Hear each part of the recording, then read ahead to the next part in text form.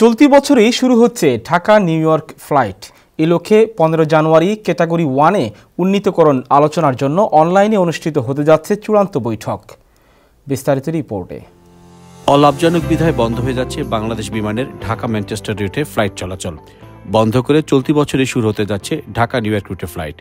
বিমান বাংলাদেশ এয়ারলাইন্সের অনলাইনে আগামী এপ্রিলের পর ম্যানচেস্টার রুটে আর কোনো টিকিটের বুকিং নেওয়া হচ্ছে না, বরং নতুন করে ঢাকা নিউ ইয়র্ক ফ্লাইট চালু নিয়ে চলছে বাংলাদেশ সিভিল এভিয়েশনের তোড়জোড়।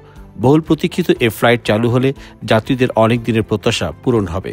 বিষয়টি নিয়ে ফেডারেল এভিয়েশন অথরিটির সঙ্গে চলতি মাসেই বৈঠকে বসবে বাংলাদেশ সিভিল এভিয়েশন কর্তৃপক্ষ।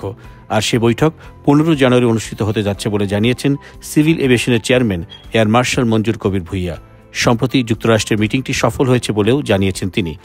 আর বিমান বাংলাদেশ এয়ারলাইন্সের প্রধান নির্বাহী ও ব্যবস্থাপনা পরিচালক মোহাম্মদ শফিকুর রহমান বলেন, ঢাকা নিউ ইয়র্ক রুটে প্রচুর যাত্রী রয়েছে।